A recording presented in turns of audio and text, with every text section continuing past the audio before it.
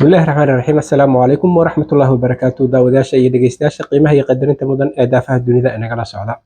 halkani waa Somali Voice Norway ama codka Soomaaliyeed ee Norway oo aad alaaba uga barateen barnaamijyo lagu dhisayo garaadka qofka qoyska iyo qaranka Soomaaliyeed haddaba maanta waxaan halkan idinkaga soo dawin doonaa barnaamij gaar ah oo ku saabsan doorashooyinka inagu soo fool leh ee ka dhici doona bisha September guud ahaan dalka Norway waxaan maanta halkan wareysi kula yeelan doonaa khubaro u taagan sidii ay doorashada inagu soo fool leh ugu hirgeli lahayd sida ugu wanaagsan waxayna daraasooyinkii ugu dambeeyay sheegayaan in hoos u dhac weyn laga dareemay dhanka codeynta marka ay timaado ragga oo ay dumarka ka hooseeyaan in ka badan boqolkiiba 13 si taa lamida ayaa la soo warinayaa in dadka soo galootiga ah ee asal ahaan ka soo jeeda dalalka kale balse haysta dhalashada dalka Norway ay hoos u dhacday marka ay timaado codbixinta in ka badan boqolkiiba 14 ciladaha waxa keenay iyo sida looga hortagi karo iyo sida loo hirgeli karo doorasho ay ragga iyo sidoo kale soo galootiga si firfircooni leh uga qayb qaataan ayaan maanta waxaan wax ka weydiin doonaa mas'uuliyiin u taagan sidii ay ragga door muhiim ah uga qaadan lahaayeen doorashada inagu soo fool leh codkoodana u dhiiban lahaayeen oo aysan u fadhi lahayn sitaa lamidana soo galootiga ayay ku dhiirigelinayaan sidii ay codkooda u dhiiban lahaayeen si ay qayb uga noqdaan bulshada codkoodana uu wax ku soo kordhiyo haddaba waxaan marka ugu horeysa Somali Voice Norway ama codka Soomaaliyeed ee Norway leenahay ku soo dhawaada aktarka iyo majaajilistaha weyn ee reer Norway iyo sidoo kale madaxa ku dhiirigelinta ragga sidii ay codkooda u dhiiban lahaayeen marka ugu horeysa ku soo dhawaada Somali Voice Norway marka xigtana magaciina iyo hawsha aad bulshada u haysaan ayaan doonaynaa in aad nala wadaagtaan annaga iyo daawadayaasha Jeg heter Tor Bernhard Slåtte. magacaygu waa Tor Bernhard waxaan ahay ninka hogaaminayo ololaha ragga loogu dhiirigelinayo sidii ay doorashada qayb med oss har vi André, som skal snakke om valg sammen med oss. Mitt navn er André Ulvesæter. magacaygu waa André Ulvesæter waxaan ahay majaajiliste waxaana qayb ka ahay ololaha Det er en vits da. aad iyo aad ayay u mahadsantihiin sida la soo warinayo ama ay muujinayaan daraasooyinkii ugu dambeeyay waxaa laga dareemayaa ragga hoos u dhac weyn oo gaaray in ka badan boqolkiiba 13 marka loo eego dumarka xilliga ay timaado codbixinta haddaba arrintaa maxaa sababay maadaama aad u taagan tihiin sidii aad ragga ugu dhiirigelin lahaydeen in ay codkooda dhiibtaan doorashadana qayb lixaad la ka qaataan Unge menn i mindre grad enn kvinner bruker stemmeretten sin. Nå er jeg veldig politisk korrekt i den måten å si det på. Men det vi prøver da, å dra rundt i Norge og opplyse litt helt enkelt om hvordan delta i valget og hvorfor stemme. Ja. Og grunnen for at de ikke bruker stemmeretten sin er litt uklar, men jeg tror rett og slett at de engasjerer seg rett og slett ikke i politikken.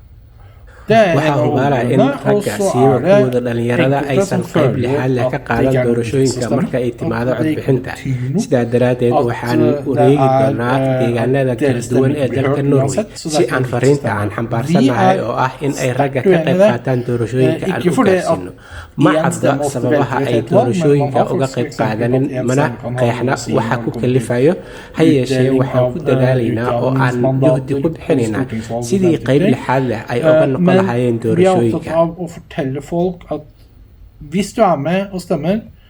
så er du med og viser engasjement i samfunnet ditt. si taa lamida dadka soo galootiga ah ee haysta dhalashada dalka Norway ayaa la soo warinayaa oo ay muujinayaan daraasadihii ugu dambeeyay in laga dareemo hoos u dhac gaaray in ka badan boqolkiiba 14 maxay tahay ayaad isleedihiin cilada keentay sideesa arrinta looga hortagi karaa loogana dhigi karaa in ay si buuxda uga qayb qaataan doorashada inagu soo fool leh ee bisha September ka dhici doonta guud ahaan dalka Norway Ja, vi tror da at blant annet med å dra på den turneen som vi er nå, Ja. Gjennom å bruke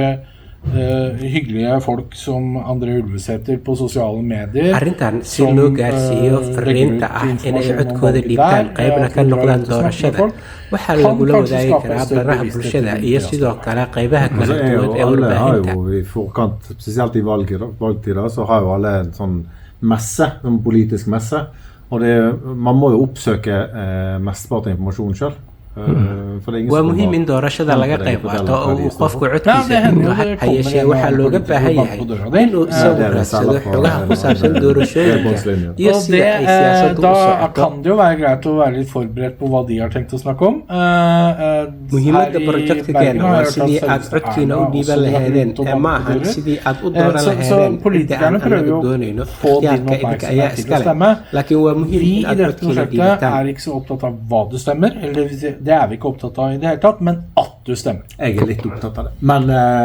Men det viktigste er at de stemmer. Ja. haddaba maxay tahay fariinta aad Somali Voice in Norway ama codka Soomaaliyeed ee Norway aad u marinaysaan guud ahaan soo galootiga gaar ahaan Soomaalida oo aan codkeeda ku hadlayno ka dera siste oo si til en vedere som ikke gått for å velge og ikke bruke egen stemme. Bruk stemmeretten. Hver eneste stemme. Codeeya teller. oo doorashada ka qayb Da var jeg qaata veldig politisk waa korrekt, muhiim tror du det? Nå var du haddii veldig aydan politisk korrekt, dhiiban og da skal jeg codkiina ikke oo være så aadan qayb ka politisk noqonin korrekt. Hvis du doorashada ikke stemmer, så gir du meg mer makt. Og det tror jeg ikke du vil. ogaada waxaad Så la derfor så er siinaysaan awood anbefalingen min dheeri ah oo aan å waxaan bruke doonno ku stemmeretten sameyn din for deg og dine verdier. u coday adiga dartaa iyo bulshadaada tusan tak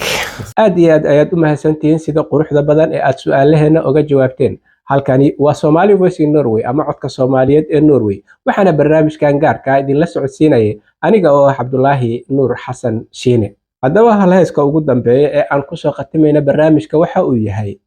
aynu ka qayb qaadanno doorashada oo aanu codkeenna wax ku bedelno taladana wax ku yeelanno